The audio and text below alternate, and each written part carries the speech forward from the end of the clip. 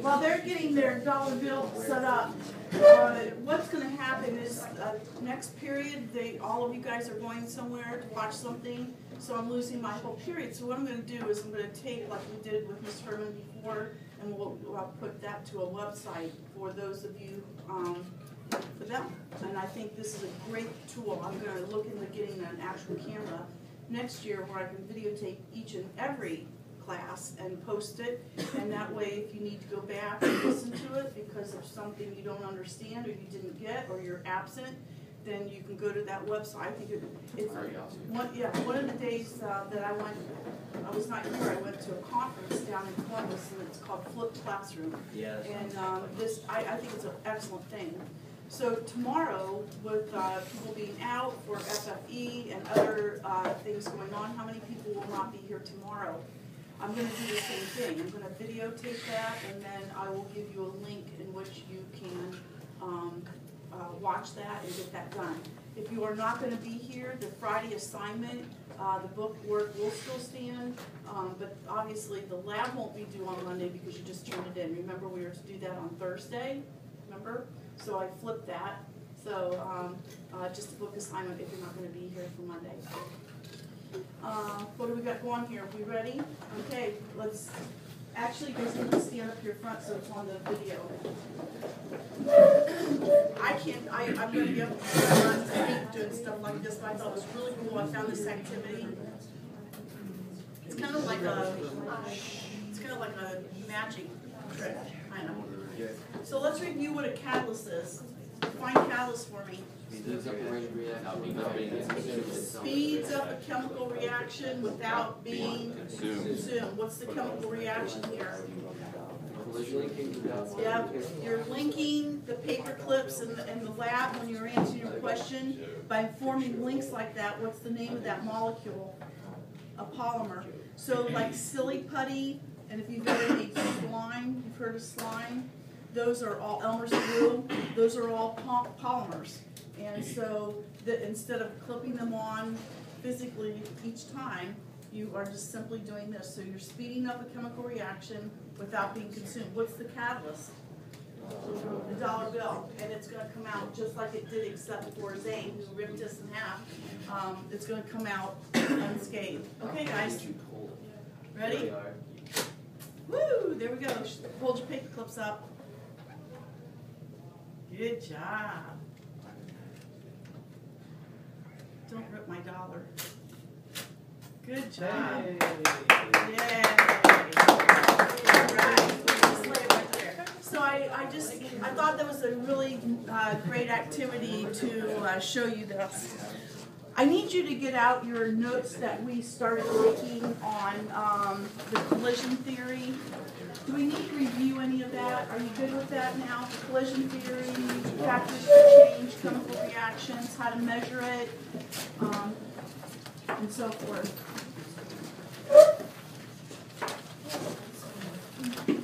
Today what we're going to do in this lesson is I'm going to take you back to the reaction mechanism. You should have that in your notes.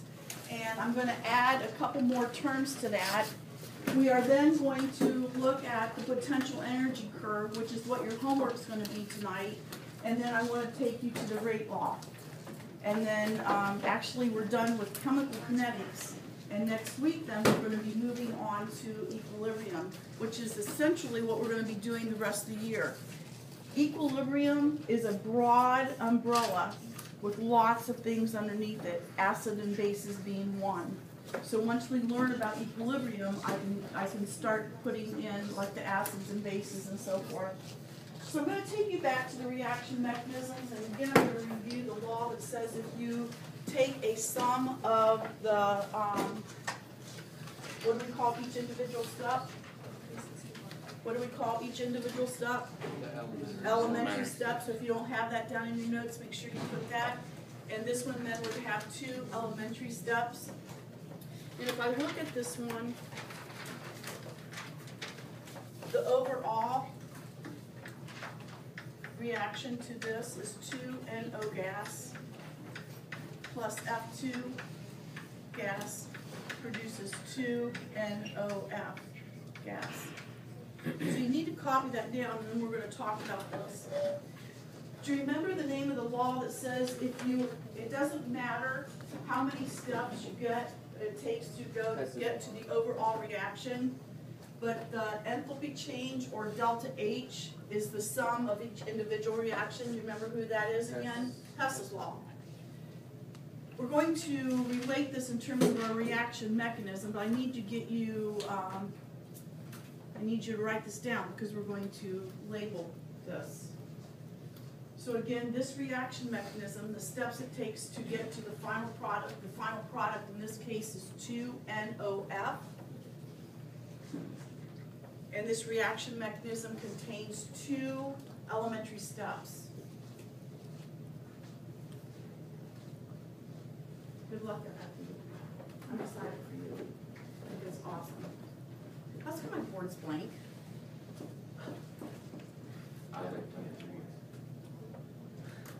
Let's get my board's blank.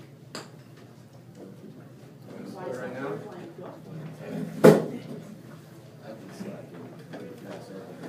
I did all of last week. There's a lot of good things going on this week, guys. That's why we should be up there. I know we got track. Oh. Nicole plays baseball too. Yeah. Cool. Here's a bunch of here, guys. Sorry. I don't know my child today because it was being issues. Let's try to mix it.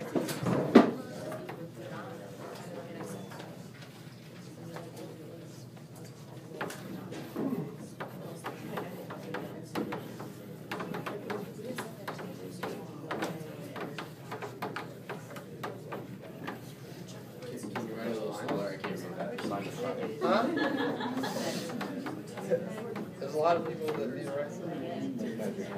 Yeah. Can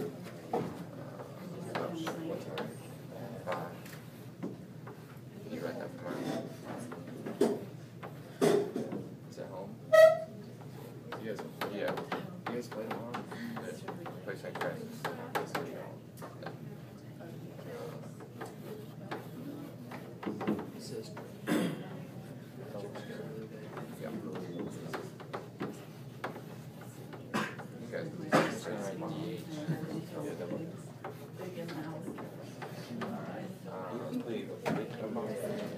We play Define. And Define. Yeah.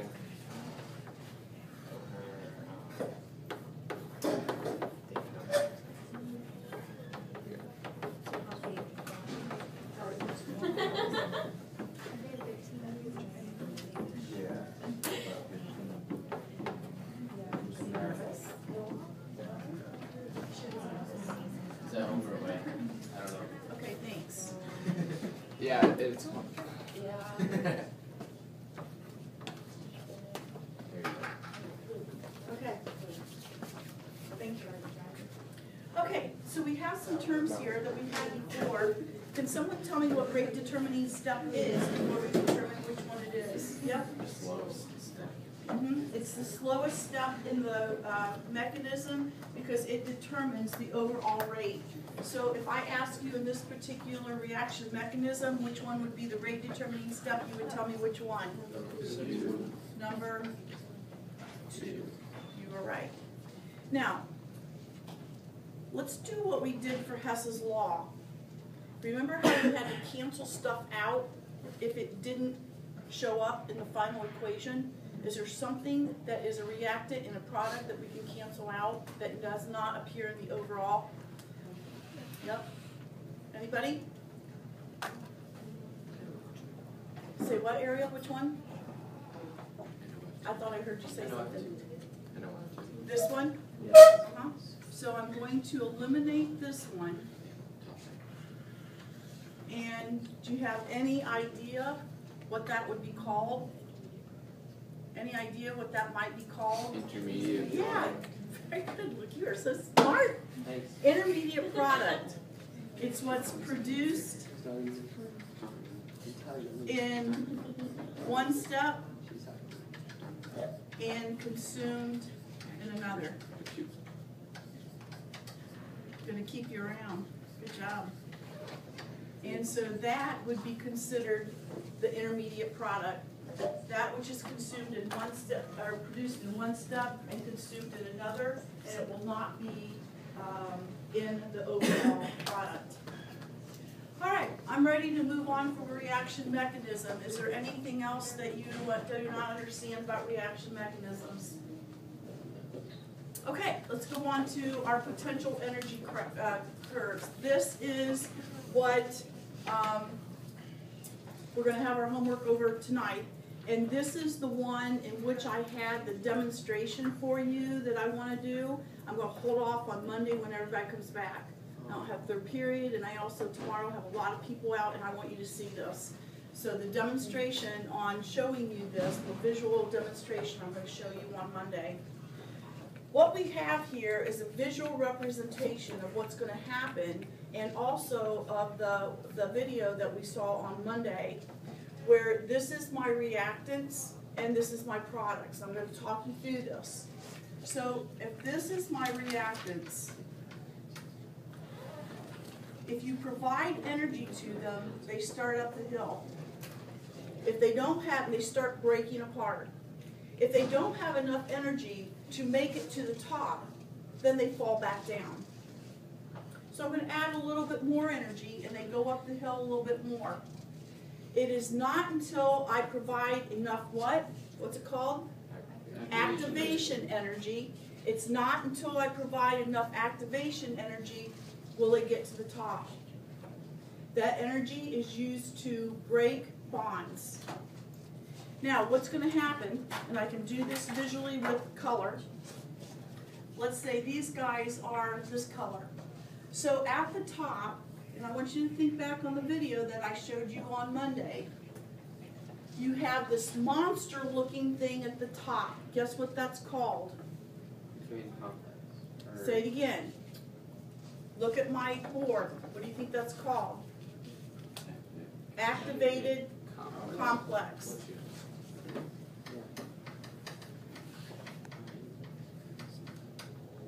What that does is it has characteristics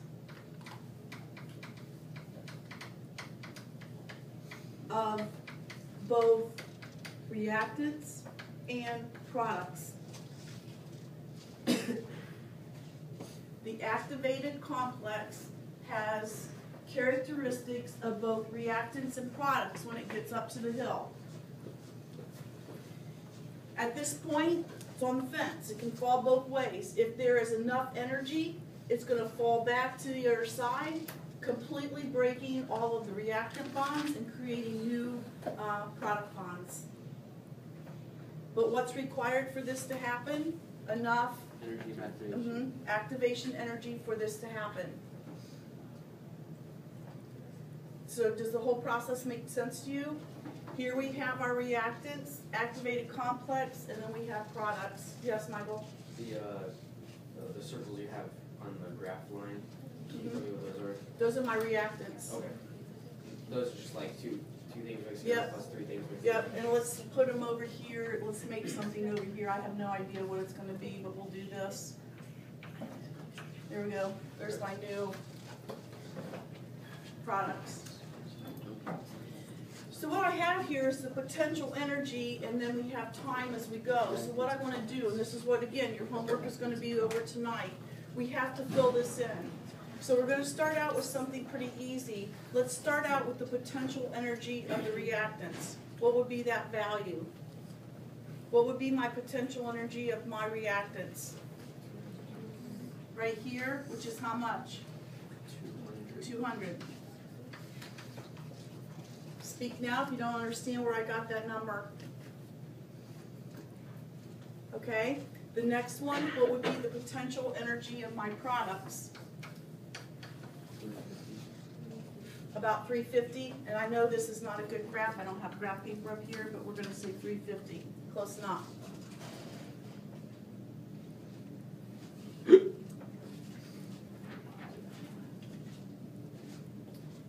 Let's go to this one because it relates to these. The delta H, or the enthalpy change in the system. Does anyone want to take a guess on what that is before I give you what? 150.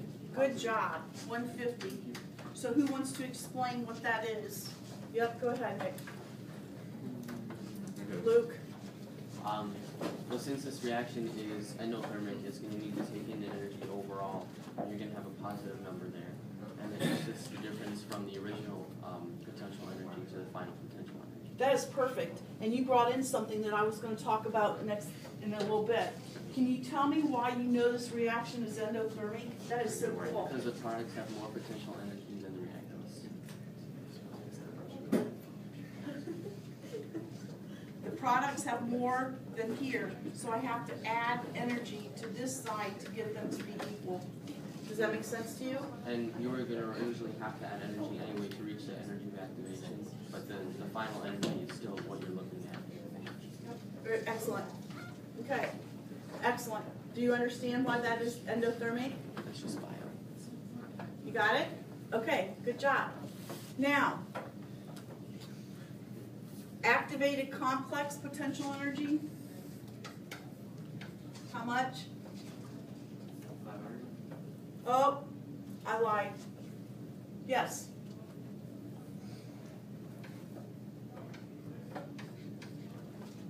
And we have one last one to fill in, activation energy. What is that gonna be? Guess? Just take a guess. 500 so far? Nope, 300. 300. It's the energy you have to add here to get up to there. So it's gonna be 300. Okay, questions on that? Again, this is a graph that represents on paper a chemical reaction and the amount of energy. All right, what makes graph 2 different than graph 1? Exothermic. It is exothermic because in order for the energies over here to be the same, I have to add energy to this side, and when energy is a product, it equals an exothermic reaction. When energy is given off to the surroundings, it makes it an exothermic reaction. I said the same thing 2 different ways there. Do you understand that? Okay, I'm going to give you a minute to fill in and let's see if you get it right. It's the same thing. It is the same thing over here. See if you can fill those numbers in.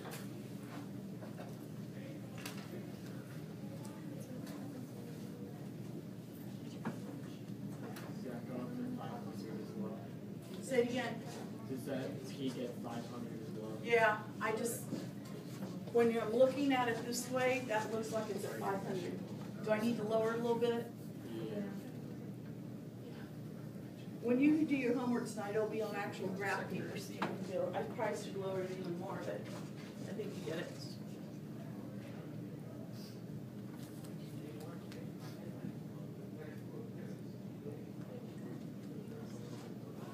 Raise your hand if you're not getting it, and I'll come around and help you.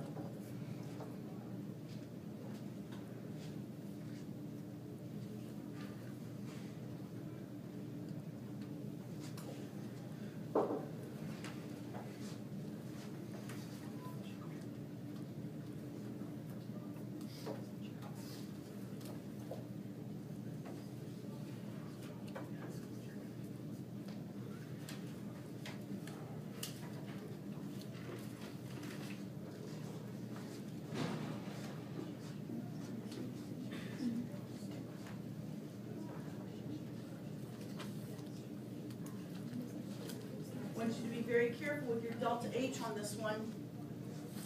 Knowing that it's exothermic, you should know to do something with that. I want everybody doing this.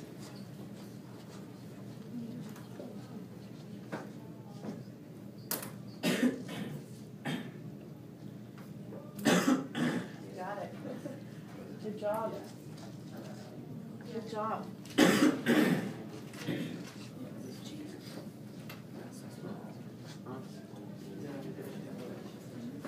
It's negative. Excellent. is what I wanted to do the delta H. Yeah. So, Did you put that at 250 or is that at 300 for products? products is at 300. Oh, products is at 250. 250? Sorry. Okay. I know it's terrible, but as long as, I mean, Reactants is. okay, are we ready? Okay, let's do the easy one first. The potential energy of the reactants, 350. Potential energy of the product, 250. Oh, that's 250. 250. So now let's do our delta H. Now if you put 300 here, then you're okay, because my graph, I know it's terrible. What's my delta H? Negative 100. Why negative 100? Because it's given off. Now it's not a negative in the sense that it's a negative number. We just put a minus to show that it's being given off. The number itself is not negative. The negative just indicates that it's an exothermic. Okay, activation energy. What is it? 150. 150. And activated complex potential energy? 500. All right, good job. We good with this? All right, what I want to talk about is by adding a catalyst, we know that it speeds up the chemical reaction, but in terms of the chemical reaction, how does that happen? Go ahead, question? I was looking at my original order. What happens? Lowers the activation energy. It does. It lowers the activation energy. So what happens there is this little hump thing lowers by adding a catalyst. By adding a catalyst, it lowers the hump. So therefore, if you don't require as much energy, you're going to have more reactants being able to go over there faster. So let's relate that to our body. If you had breakfast this morning, right now you are burning your breakfast to release the energy stored in the breakfast. Agreed? Why are we all not on fire right now? Because why? Because you all did not have breakfast. Well, those of us who did have breakfast, why are we not on fire? Stomach feels like it.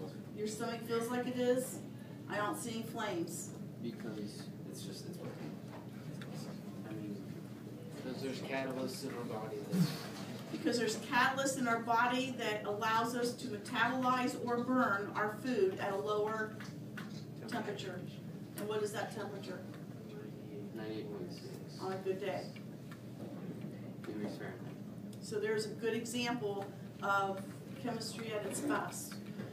I was going to say something. Oh, and when I taught 7th grade, when we used to do all kinds of labs, I hear now you don't do labs, but we would do the one where you burn the food and heat up the water. We did that last year. I would take, I would have the kids bring in like 1 pound coffee cans, and we would take a beaker and measure you're gonna follow me on this because we've done it twice now in the labs.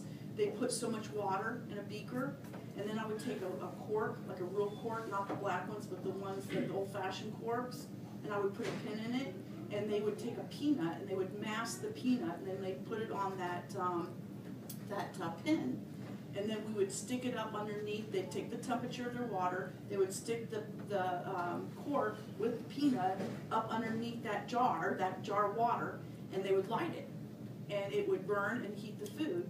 And what we could do then is, if we know the specific heat of water, the temperature change of the water, and the mass of the water, we could determine the delta H, or the amount of heat given off by that peanut. Okay? And we would do that in calories and not joules. And why would we do it in calories? That's the equation. Because it's food, and food is usually done in calories.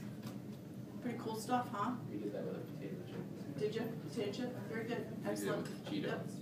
Yep. So you need to do something with the oil in it, something very oily so that it would burn. But I used to do that in seventh grade.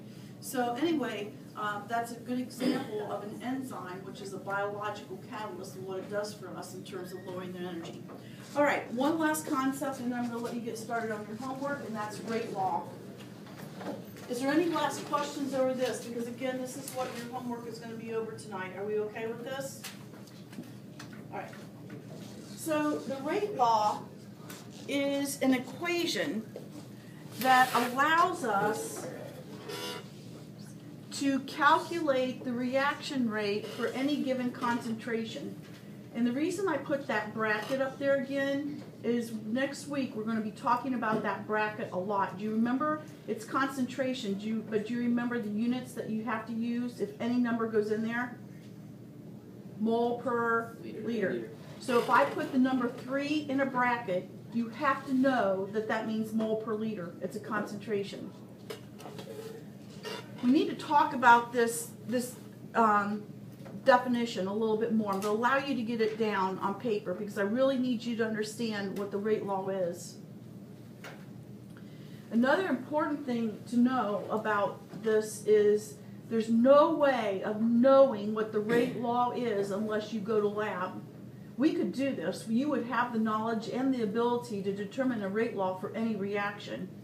And I'm going to relate it then to the iodine clock lab that we did and explain that to you in just a minute once we understand it. So right now, just get down the rate law and then the equation. And then I'll give you an opportunity to write down my examples here in just a minute.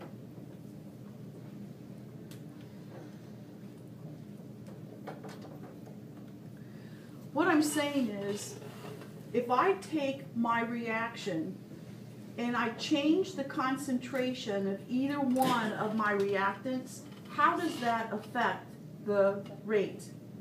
What did we determine? If you increase the concentration of anything, what's that going to do to the speed of the reaction? It's going to speed it up because you have a bigger chance of having effective collisions because you have more collisions going on. Does that make sense? So what this rate law does to us is we can mathematically determine if we change either one or both of the concentrations, how that will specifically affect it. Like if we double the concentration, how will that affect it? It doesn't necessarily double the reaction time or half the reaction time. So this rate law allows us to do this mathematically.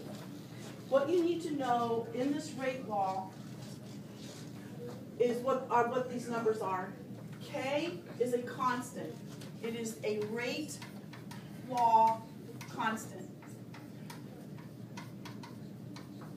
It is something that has to be given.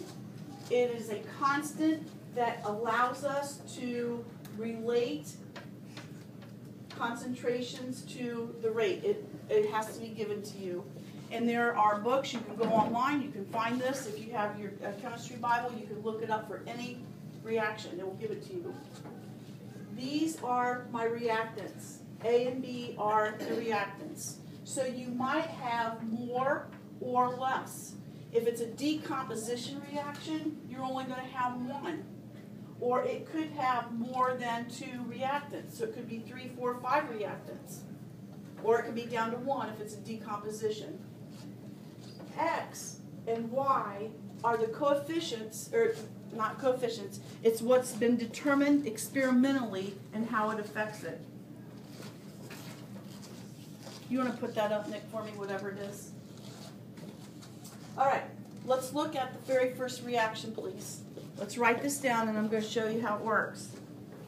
So I have nitrogen dioxide, which is one of the products in your car exhaust that we have to be mindful of if we are trying to save the environment. Ozone, where do we find ozone? O3. It's a layer in the upper atmosphere. What's the significance of it to us? Solar radiation. It does. It protects us from the radiation from the sun. So it's really important. So our car exhaust fumes will react with the ozone in the air and break it down to nitrogen dioxide and oxygen. Is that a good thing or a bad thing? Bad thing. It's a really bad thing because it's depleting our ozone. Okay, you got it? I thought we might as well just do something that's important. This is the rate law for this particular reaction. Where did I get that rate law from? A book. It's the only way you can get the rate law unless you determine it yourself experimentally, and I'll show you what that means. The exponents are 1. So by doubling this, what will happen to the rate of the reaction? If I 2 times the concentration of NO2, and it's a 1, how will that affect the rate? It will 2 times the rate. Does that make sense to you? What you simply do is this. If I 2 times the rate, it's just going to be 2 to the first power, so it doubles. I'll keep going with this because I think you'll see this once I do more. If I 2 times O3, if I double the concentration of O3, how will that affect the rate? It'll double it. Again, all you have to do is take this and put a 2 in it with your exponent. So if I 3 times both reactants, if I triple the concentration, this is what I would do. NO2 and O3. All you have to do is put in your what you've done to the concentration. So how will that affect the rate? 3 times 3 is 9. It will increase the rate by 9 times. Does that make sense to you?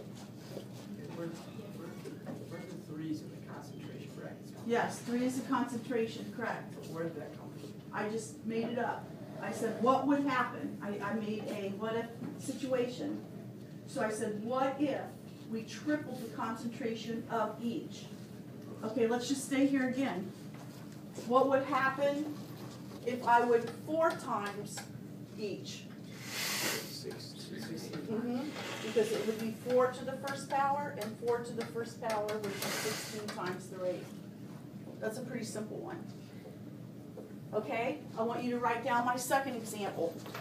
This one is 2. Staff and students, please pardon this interruption. I just wanted to give a quick reminder that at the end of second period today, that all of our sophomores and juniors are to report to the auditorium. Sophomores are going to be sitting in the lower part of the auditorium, juniors in the upper part of the auditorium.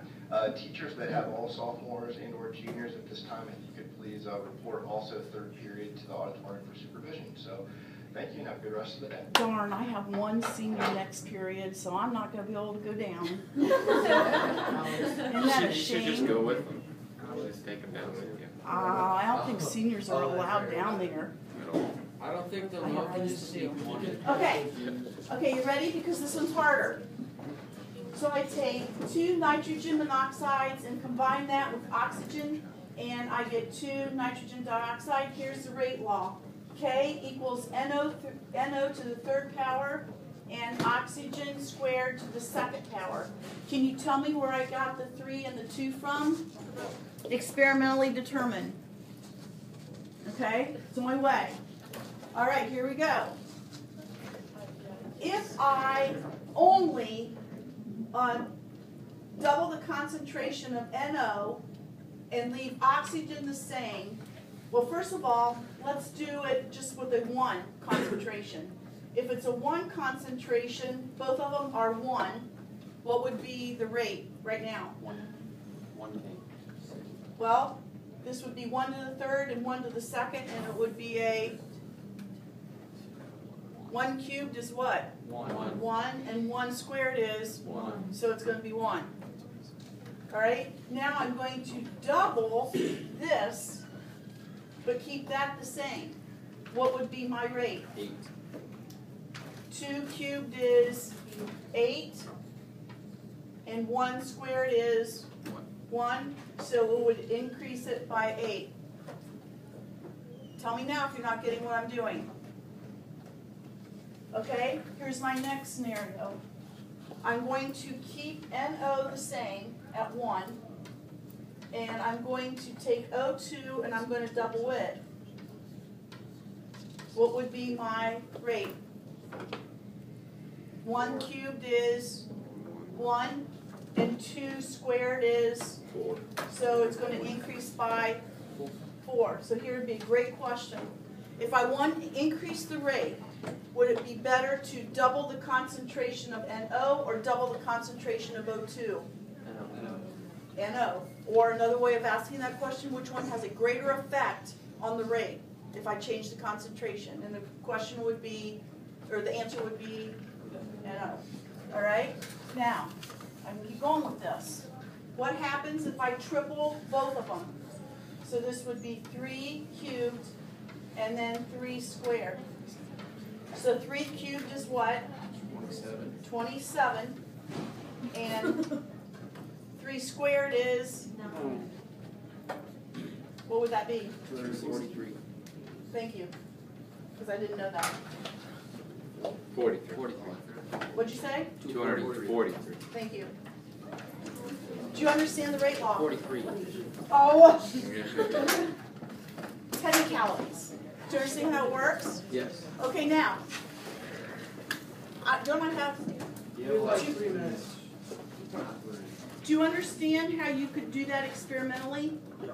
You would simply just change the concentration on one and figure out how that changes the time, and then from that, you could determine what that unknown number was. 3, 4, 5, 6. 1, 2, 3, 4, 5. 6. I don't know what day this is. I want to think that it's Tuesday's night's homework on your syllabus. You guys, this won't take you very long. It's just a review of vocabulary. And then potential energy curves. That's all it is. Yes, sir. In the second, where are your X and Y come X and Y? X and Y are my reactants. Oh, X and Y are how it affects each one, and that's what's determined experimentally.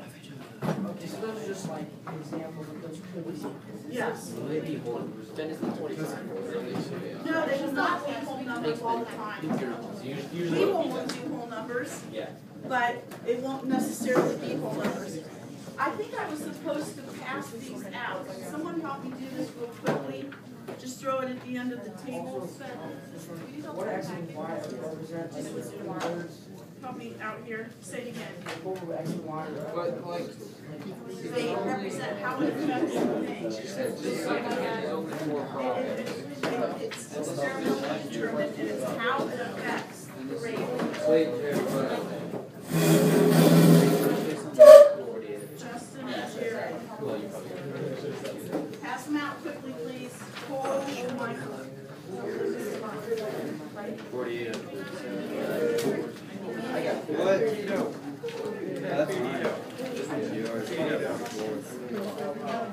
They're supposed to have to. What? I don't know how. Ben. Thanks, Luke. Losing his hand on 48. Okay, did everybody get their last bag? Miss Runion? Interims are going out today, guys. Anna's not here. Thank you. Interims are going to be posted today. Remember, tomorrow's Miss Herman's last day.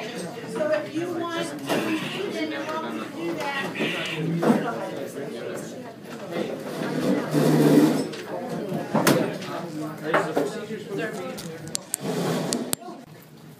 So you're going to start out with 40 pennies in A and none in B. The first reaction is this 1/2 means A will give 1/2 of their pennies to B. At the same time, B gives 1/4 of their pennies to A. That has to happen at the same time. That's one reaction. Now listen, you're going to say, well, Mrs. Runion, I can't give any to A because I don't have any. But let's make sense of this.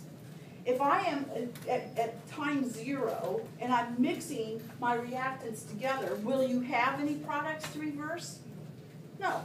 It's not until the reaction proceeds a little bit do you even get any products so it can reverse. Does that make sense? So the first reaction in this first case, B will not be able to give any pennies to A, but A can give pennies to B. So do that now. Take half of your pennies which would be 20, and give to B. That's reaction 1. Now you need to keep track of the number of reactions. Leroy, what are you doing? Put that up, please. Okay, so we're done with reaction 1, right? Okay, now we're going to do reaction 2. Now this has to happen at the same time. A, give half of your pennies to B, and B, give 1/4 of your pennies to A.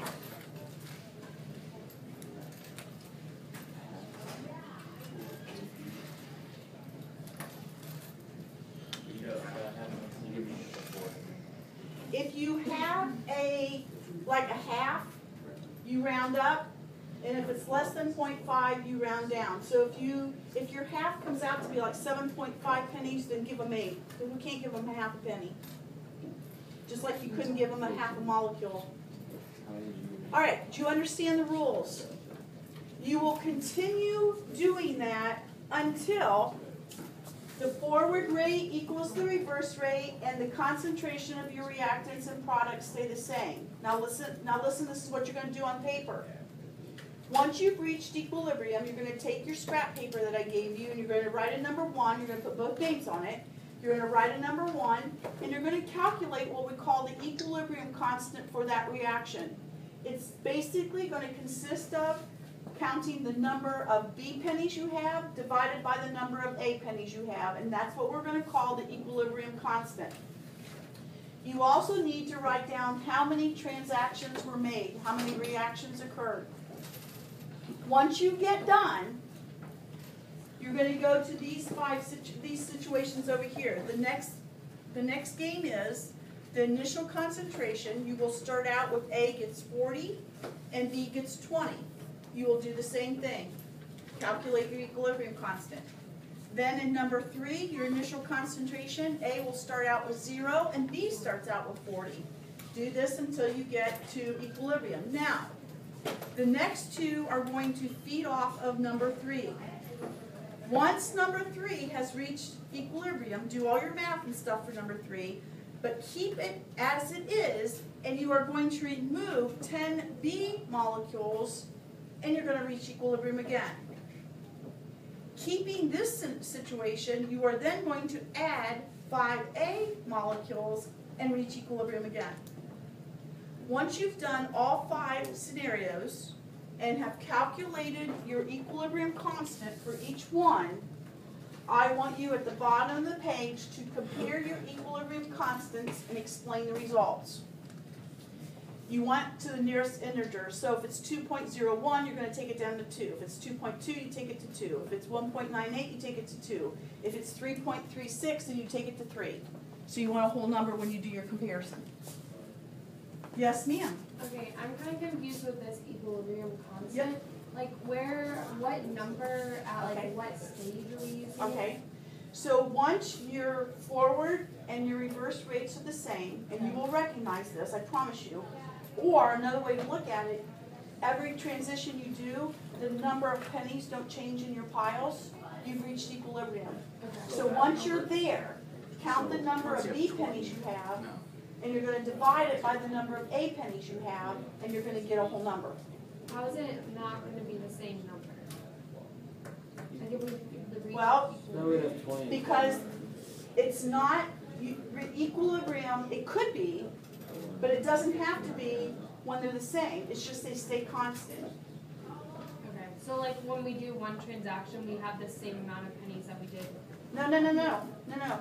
After that transition, like if this person has 5 and this one has 10, that 5 remains constant and this 10 remains constant. 5, 10, 5, 10. With every transition, your pennies stay the same. You've reached equilibrium.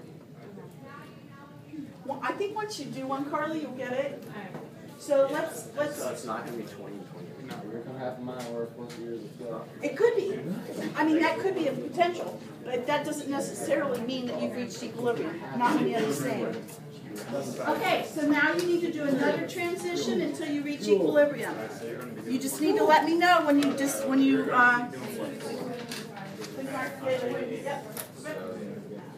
Are we supposed to be reaching equilibrium? Yes.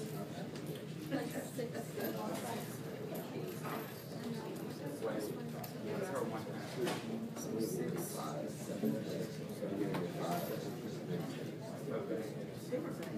I write this down?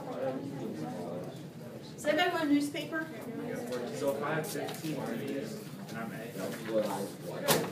If you have 15, he has how many? Up there. If it's a half, you round up. Like if it's 7.5, round up to 8. If it's 7.3, take it down to 7.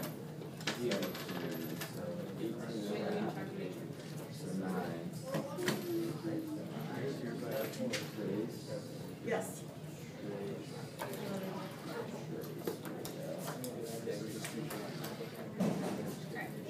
If you have 15 and you have to give half, which is 7.5, round it up to 8.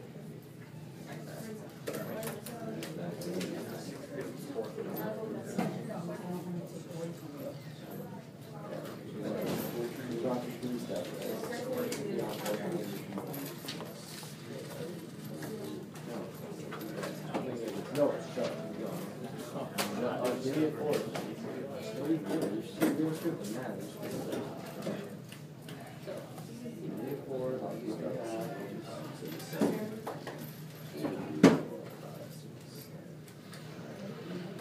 So now I have.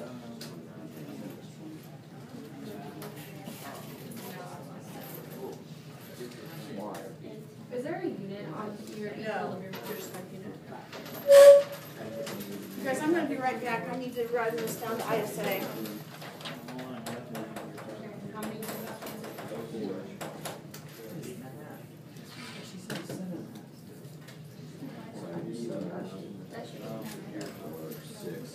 Stop. We have to wait some seconds. Oh my god. Well, third question. Should we go back to 22? Or doing that at the very end, or should I leave space it? You can move on that. Should go to the very end because I'm pretty sure that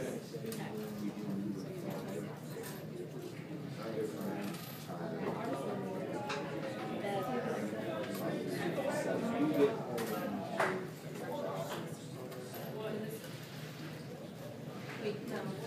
Next one is 40 and 20.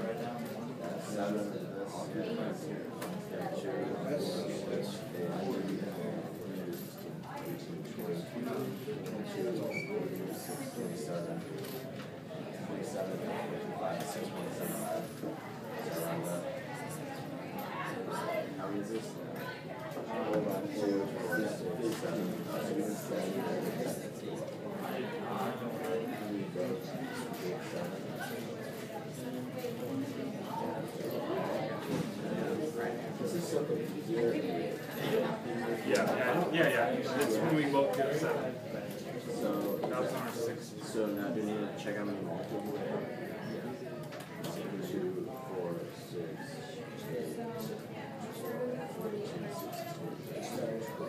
12. So I have 27. So, hey, tell me if you get 27 to 13 for your equilibrium. How many if you get 27 to 13 for your equilibrium? Is that what you guys got for your first one? What? You give me 18. Everybody beat? That's right. Who wants some food? There's no way that's